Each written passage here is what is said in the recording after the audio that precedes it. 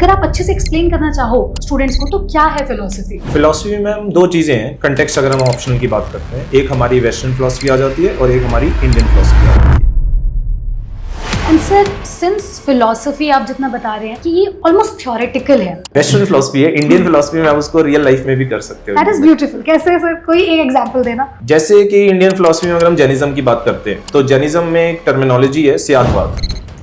उसमें है कि जो आप बोल रहे हो आपके पर्सपेक्टिव से सही है। ओके। तो दुनिया में जो लड़ाइयां हो रही है वो बंद हो जाएंगी अगर सब कुछ ये समझना शुरू कर दे कि जो अपने पर्सपेक्टिव से बात कर रहा है वो ठीक है। Preparing for a day of disorder. An extra 2,200 right-trained officers are being deployed to confront whatever comes next. इसकी एक बड़ी ब्यूटीफुल कहानी है।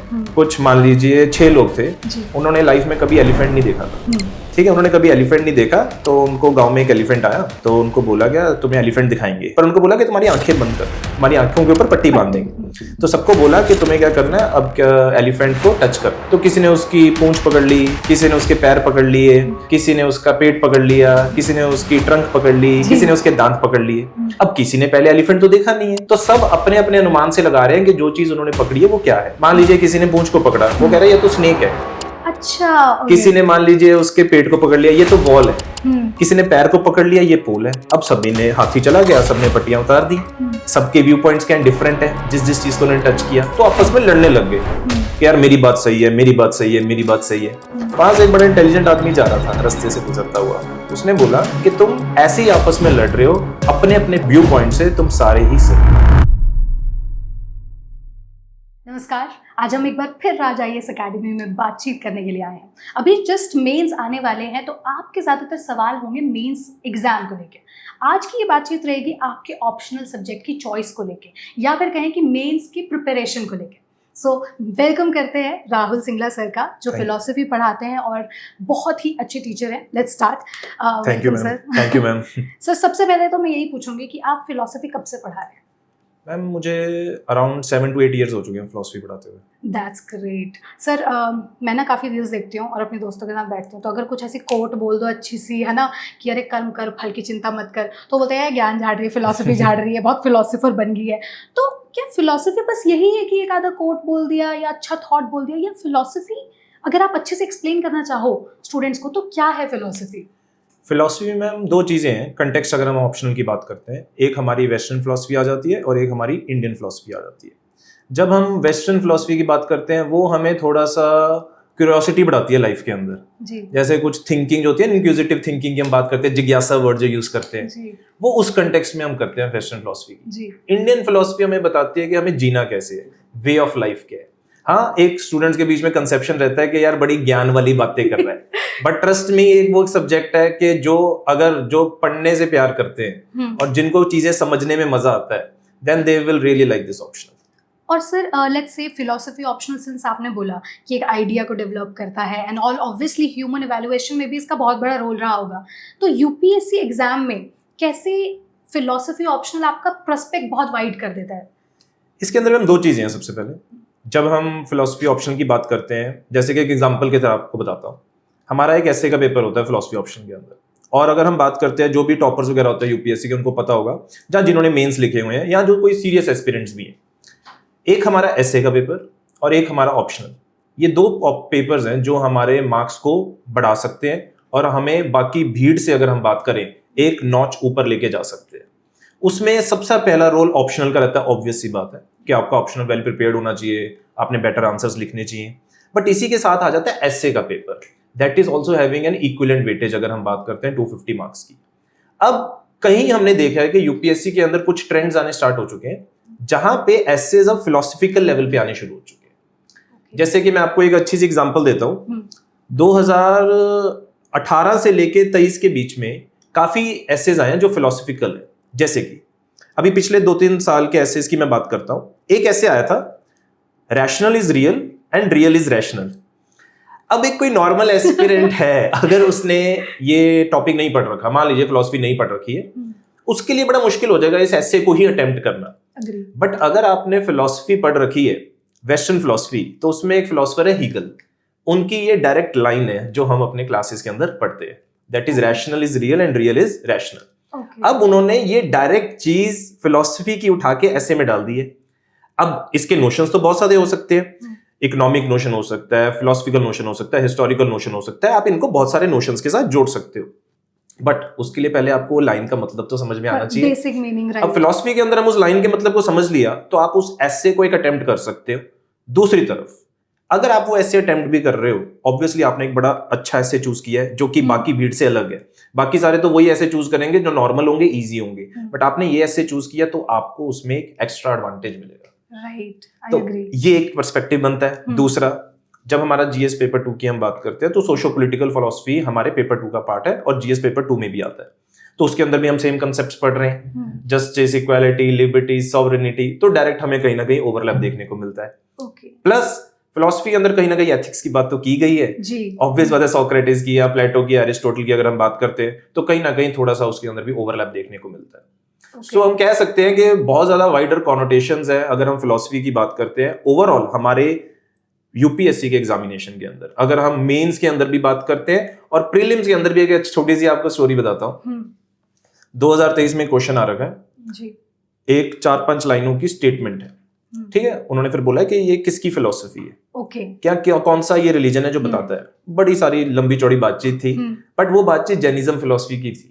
ओके, तो ये सारा फिलॉसफी में कवर होता है। ये फिलॉसफी के अंदर कवर होता है क्योंकि हमारी इंडियन फिलॉसफी की अगर हम बात करते हैं वो टॉपिक्स आ जाते हैं जैनिज्म, बुद्धिज्म, न्याय विशेषक। ओके, तो पर्सपेक्टिव बहुत बड़ा है अगर हम बात करते हैं फिलॉसफी का। और यूपीएससी के अंदर जो से पता है कि एक अगर कोई कंसेप्चुअल पेपर है, हमें यहाँ पे ज्ञान की बातें नहीं है, एक कंसेप्ट भी चल रहा है साथ में।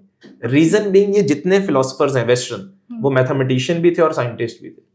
ओके, तो मतलब UPSC actually about logical reasoning. हाँ। तो ये ऐसा नहीं है कि अच्छा किसी ने एक लाइन बोल दी, थॉट बोल दिया तो बस वो उसने अपने आप ही बोल दिया, उसके नहीं। पीछे एक पूरा रीजन है, पूरा एक प्रोसेस है, Okay. मैथमेटिकल प्रोसेस है।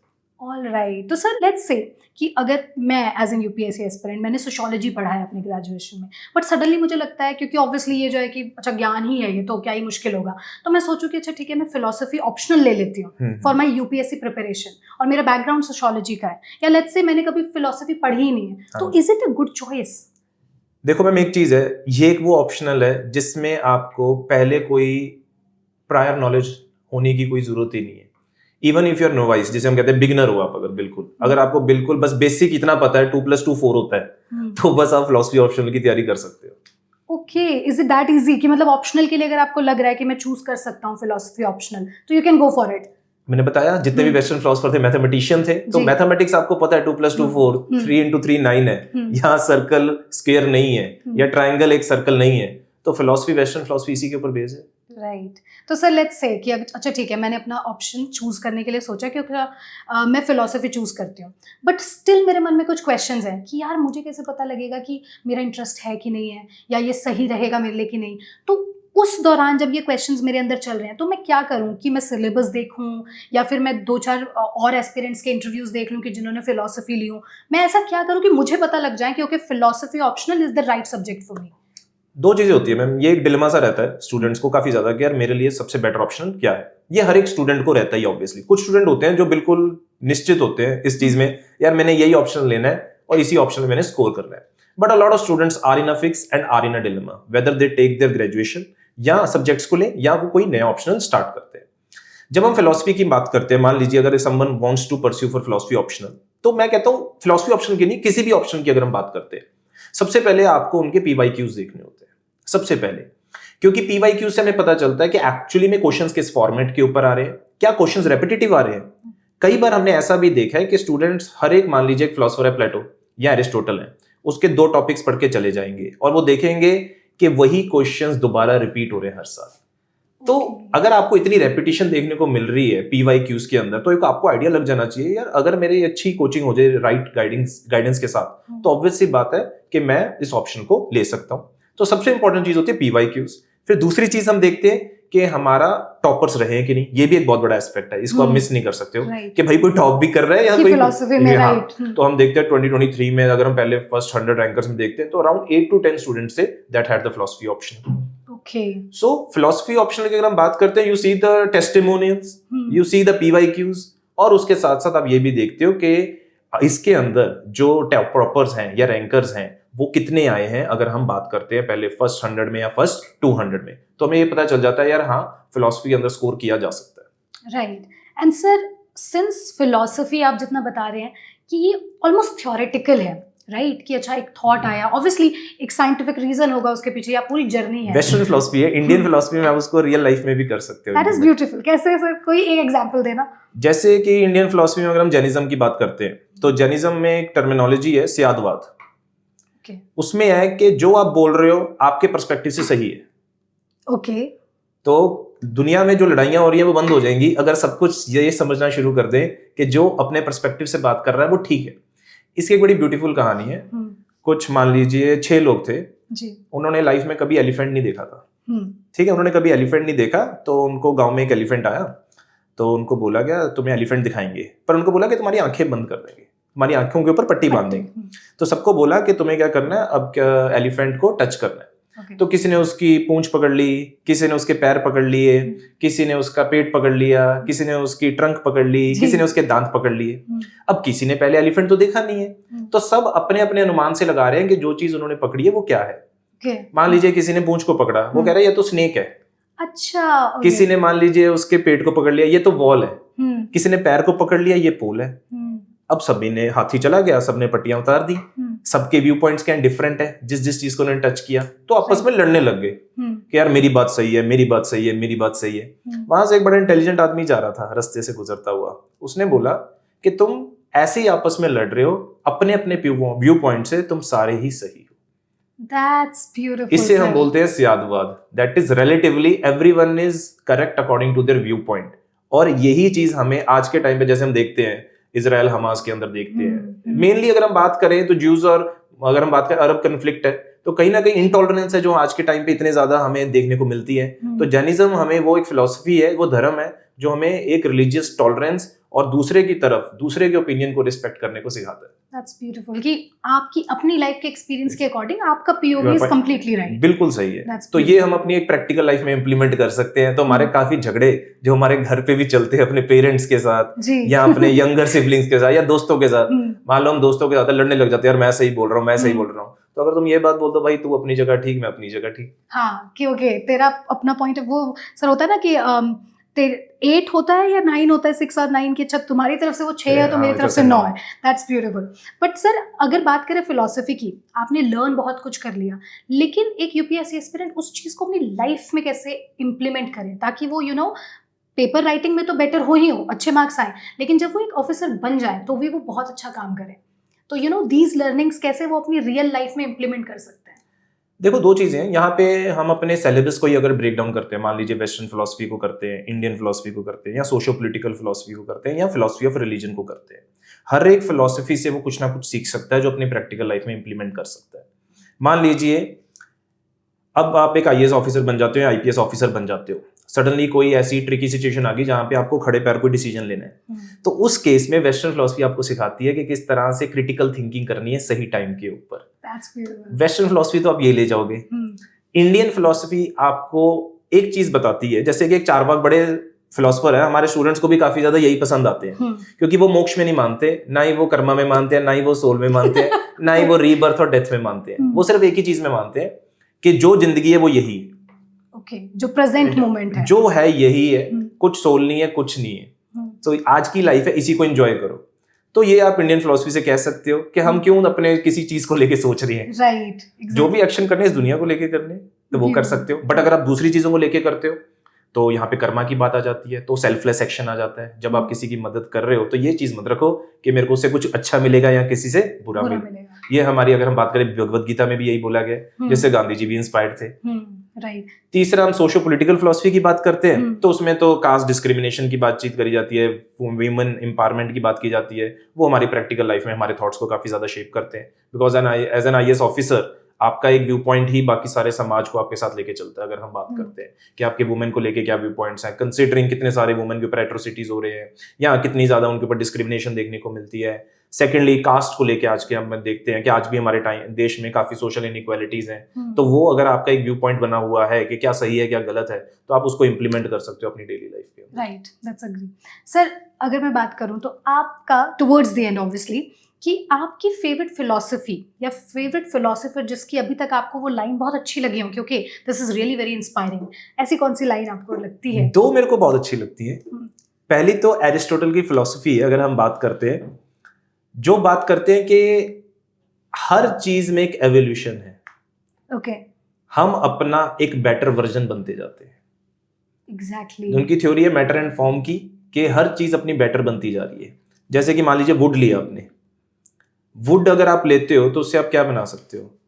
वुड से आप एक चेयर बना सकते हो, एक चेयर बन गई, चेयर बन गई, यहाँ आपका एक टेबल बन गया, टेबल को और आप बेटर बना के एक डाइनिंग टेबल बना सकते हो, राइट, उसका एक बेटर वर्जन बना सकते हो। सिमिलरली लाइफ के अंदर मान लीजिए कि एक्सपेरिमेंट है, मान लीजिए वो भी स्टार्ट कर रहा है, अभी वो पहली स्टेज पे है, ऑप्शनल भी कर लिया उसने, जीएस भी पूरा हो गया, पेपर देने चला गया, आईएएस बन गया, तो वहां पे उसका एवोल्यूशन खत्म नहीं हो रहा। अब उसके बाद वो आगे और कंटिन्यू कर रहा है, मान लीजिए और बेटर काम करेगा देश सोसाइटी के लिए, तो उसका अपना अपना एक एवोल्यूशन होता जा रहा है। तो एरिस्टोटल कह रहा है कि हर चीज का एक एवोल्यूशन होता जा रहा है। तो ये एक बहुत अच्छा पर्पस है जो उसने बताया है कि हमारा एक लाइफ का पर्पस है, वो एक्सप्लेन करा एरिस्टोटल। दूसरा एक बहुत बड़ी अच्छी, अगर हम फिलॉसफी की बात करें तो ये हम बात करते हैं, हमारे 15-16 सेंचुरी के फिलोसोफर थे रेने डेकार्ट। ओके, नाम सुना है सर मैंने इनका। रेने डेकार्ट थे, उनकी एक फिलॉसफी के एक सम है, मतलब एक कोट है, जो आजकल आप काफी लोग देखोगे टैटूज भी कराते हैं, टी शर्ट्स भी पहनते हैं।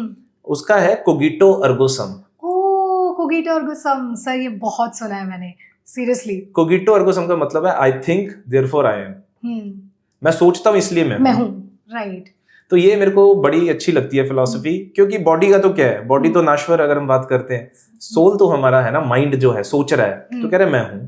तो ये भी अगर हम बात करते हैं ना, जो आप बोल रहे थे, ये भी मैथमेटिक्स से बहुत इंस्पायर्ड है। How sir?